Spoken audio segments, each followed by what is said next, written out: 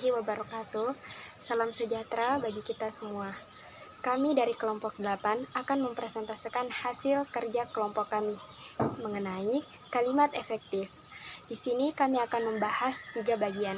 Yang pertama, struktur kalimat efektif, yang kedua jenis-jenis kalimat efektif, dan yang ketiga ciri-ciri kalimat efektif. Nah, sebelumnya perkenalkan, nama saya Ayu Eka Sundaryanti.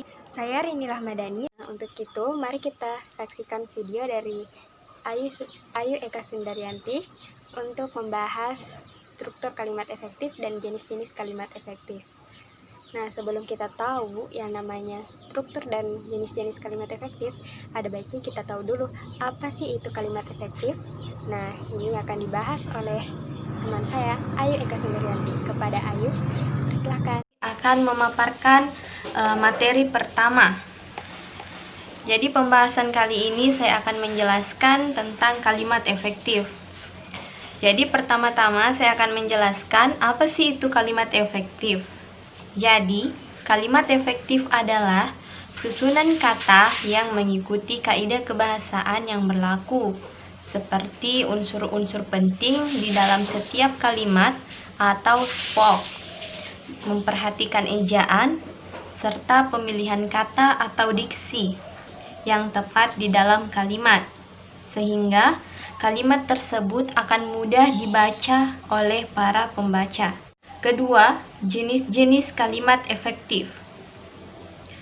Kalimat efektif memiliki 3 jenis-jenis. Yang pertama, kalimat argumentasi, di mana kalimat ini menyampaikan bentuk pendapat terhadap suatu masalah, diskusi, atau kejadian dan objek lainnya yang dirasa benar dan dapat dipertimbangkan untuk memecahkan sebuah persoalan.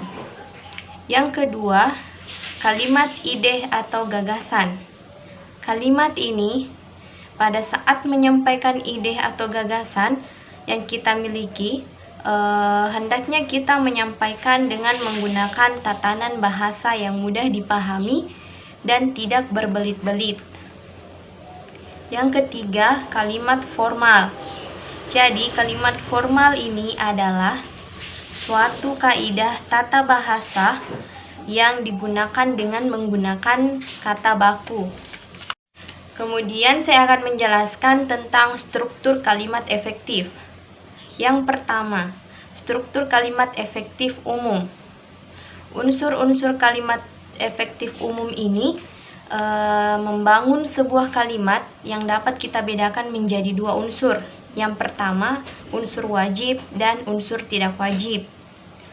Unsur wajib ialah subjek dan predikat, sedangkan unsur tidak wajib ialah unsur yang boleh ada dan boleh juga tidak ada, seperti kata kerja bantu, kata keterangan tempat, waktu, cara, dan sebagainya. Dan yang kedua, struktur kalimat efektif paralel, yaitu struktur yang menggunakan bentuk bahasa yang sama dipakai dalam suatu susunan sosial atau seria. Ketiga, struktur kalimat periodik. Struktur ini lebih mengemukakan unsur-unsur tambahan baru, kemudian unsur intinya. Hal ini dilakukan untuk menarik sebuah perhatian kepada para pembaca atau seseorang yang memahami kalimat tersebut. Sekian dari saya. Saya Rini Rahmadani sebagai pemateri kedua akan membahas tentang ciri-ciri kalimat efektif. Nah, adapun ciri-ciri kalimat efektif yaitu yang pertama ada kepaduan.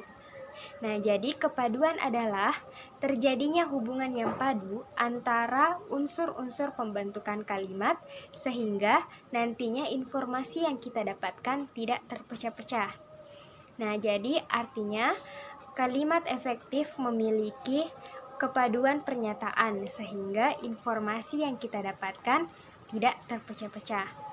Nah, contohnya mereka membahas daripada kehendak rakyat. Nah, ini merupakan tidak efektif. Nah, kenapa? supaya efektif kita harus hilangkan kata daripada. Nah, jadi kalimat efektifnya yaitu mereka membahas kehendak rakyat. Nah, ciri yang kedua adalah kesepadanan struktur. Nah, jadi suatu kalimat efektif harus memenuhi unsur subjek, predikat, objek, dan keterangan, atau biasa kita singkat dengan SPOK. Nah, adapun contohnya yaitu bagi semua mahasiswa kelas C20E harus mengikuti kegiatan pramuka. Nah, ini merupakan kalimat tidak efektif. Nah, kenapa? Karena kita perhatikan ada dua kata, yaitu kata bagi dan semua. Nah, di sini kedua kata tersebut harus kita hilangkan karena dalam kalimat tersebut sudah ada kata mahasiswa.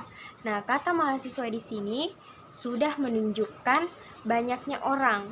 Jadi, kata saja dan kata semua harus kita hilangkan saja. Nah, jadi kalimat efektifnya yaitu mahasiswa kelas C20E harus mengikuti kegiatan pramuka. Adapun ciri yang ketiga adalah keparalelan bentuk. Nah, jadi keparalelan bentuk artinya adanya kesamaan bentuk kata yang dipakai dalam suatu kalimat. Nah, contohnya kegiatan pembelajaran hari ini adalah menganalisis cerita dan perbaikan kalimat. Nah, ini merupakan kalimat tidak efektif. Kenapa? Karena tidak adanya kesamaan bentuk kata. Jadi, kita perhatikan kata menganalisis dan perbaikan. Nah, kedua kata tersebut kan tidak sama. Nah, jadi supaya bentuknya sama, kata perbaikan kita ganti menjadi kata memperbaiki supaya bentuknya sama dengan kata sebelumnya. Jadi, kalimat efektifnya yaitu kegiatan pembelajaran hari ini adalah menganalisis cerita dan memperbaiki kalimat. Nah, adapun ciri yang keempat adalah kehematan kata. Jadi, pada penggunaan kalimat efektif kita harus hemat dalam menggunakan kata. Nah, contohnya, dia tidak datang ke pesta itu karena dia tidak diundang. Nah, ini merupakan kalimat tidak efektif. Kenapa? Karena kata dia ini sudah dipakai dua kali. Ada pada kalimat pertama dan kalimat kedua. Jadi supaya efektif pemakaian kata dia itu kita hanya tuliskan pada awalnya saja. Jadi kalimat efektifnya yaitu dia tidak datang ke pesta itu karena tak diundang. Jadi kita hilangkan kata dia pada kalimat kedua. Nah, itulah tadi presentasi dari kami mengenai kalimat efektif. Mohon maaf apabila ada kesalahan. Sekian dan terima kasih. Wassalamualaikum warahmatullahi wabarakatuh.